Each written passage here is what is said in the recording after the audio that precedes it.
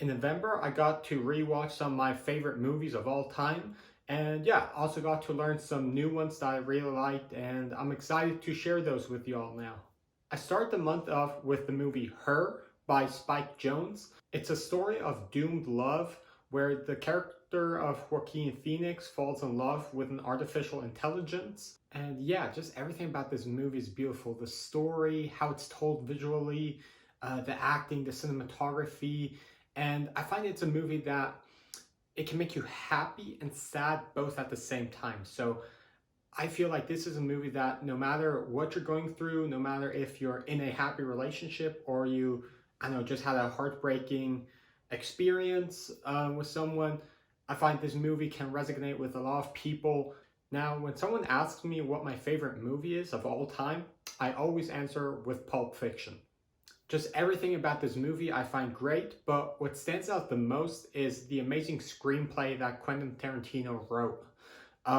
Yeah, it's funny, it's exciting. There's action, there's violence, which is part of the comedy. There's so much great dialogues throughout many of these scenes, and I think that's what really makes this movie so great. Yeah, I think that's also the moment when I realized that this is my favorite movie. Is whenever I watched it with a friend of mine, I was like, "Oh, look, my favorite scene's about to come up," or "Hey, wasn't that a great scene? Wasn't it just hilarious and exciting?" I kept on repeating that throughout the entire movie, and by the end, I was like, basically every scene that we just watched, I was like, that was the best scene I've ever seen. Then my dad showed me the French movie La Femme Nikita by Luc Besson. It's about a girl who, instead of going to jail, gets trained to become an assassin.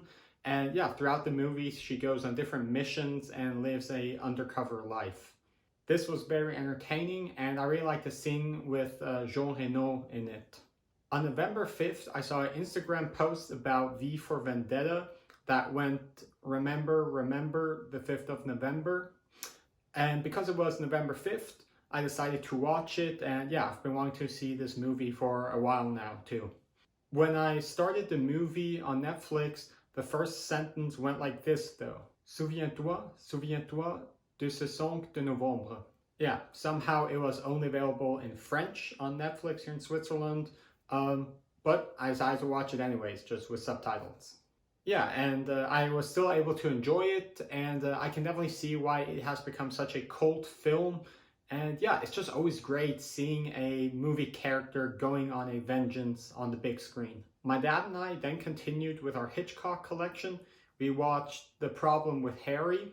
It's one of Hitchcock's more comedic movies, and yeah, there wasn't a lot of suspense in it though. My impression of this movie is it wasn't terrible, but yeah, there are way better Hitchcock movies that you should see before you watch this one.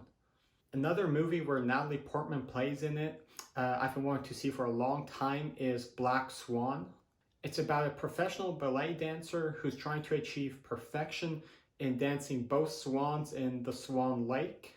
But as we know, trying to achieve perfection requires a lot of hard work and has a big toll on your mental and physical well-being, which yeah, you can see in this movie.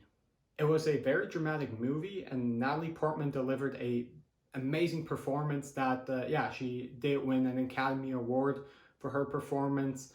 Yeah, just this whole movie I really loved, and it actually almost gave me some tears at the end too. When cinema lovers talk about some of the most influential movies in cinema history, Seven Samurai by Akira Kurosawa always gets brought up.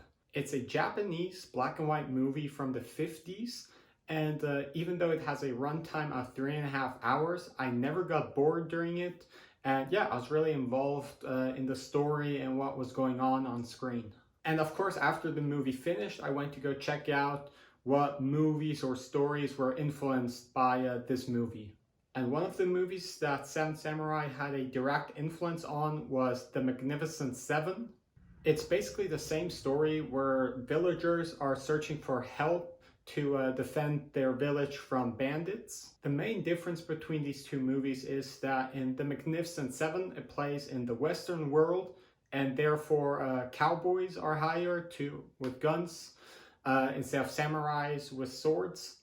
It was also very entertaining, but yeah, it wasn't as good as the original, I find. In the past few weeks and months, I've seen some of Charlie Kaufman's movies, and therefore I decided to check out Adaptation. This movie was very meta in a sense that it was about Charlie Kaufman himself trying to adapt a book into a screenplay, and that entire process basically became this movie. This movie shows the many struggles that screenwriters have and just kind of the process that they go through, and yeah, the amazing feeling of success whenever you finished it. Last month, I ordered 2 David Lynch collections with some of his best known movies and the TV series Twin Peaks.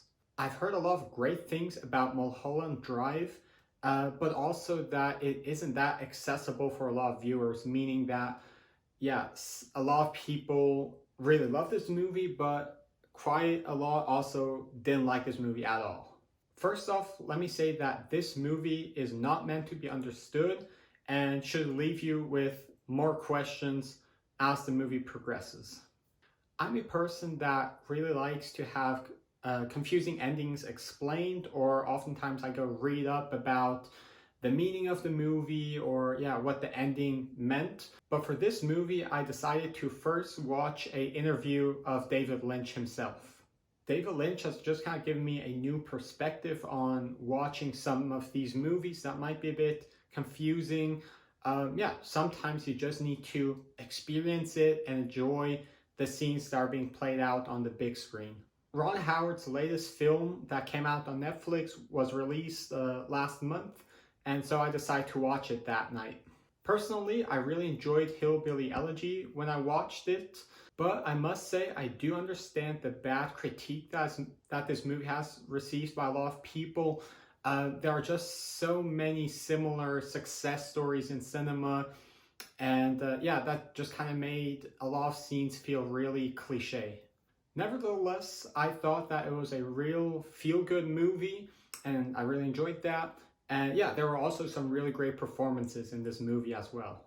At the moment, I would say that my favorite French movie is La Haine, and yeah, I was really happy that I was able to show it to my dad. There are so many great film elements in this movie that makes it really fun to watch, especially if you're an aspiring filmmaker like myself. If you want to know more about my thoughts of this movie, go check out my video from the movies that I watched in June. Speaking of French cinema, I finally got to check out Jean-Luc Godard's best known movie, À bout de souffle, or Breathless. There was a lot of dialogue in this movie and some very long scenes. Not that much was going on except for walking, talking, and smoking cigarettes. It's French cinema after all. But I still really enjoyed this movie, and especially the beautiful atmosphere that it played in. The last movie I watched in November was 8½ by Federico Fellini, an Italian director. I decided to watch this film after I found out that Fellini once ate at my grandparents' restaurant, and we also drank a red wine that was somehow related to Federico Fellini. It's about a filmmaker working on a new project and kind of struggling with the expectations and some of the relationships that he has with various people. This was another great Italian movie, and what I really liked about it was it had a lot of dream and fantasy sequences in it. So those are the movies that I watched in November 2020, and now let's talk about my recommendations. As mentioned before, I find that Her is a movie that can be enjoyed by anyone who has ever been in love or gone through a heartbreak.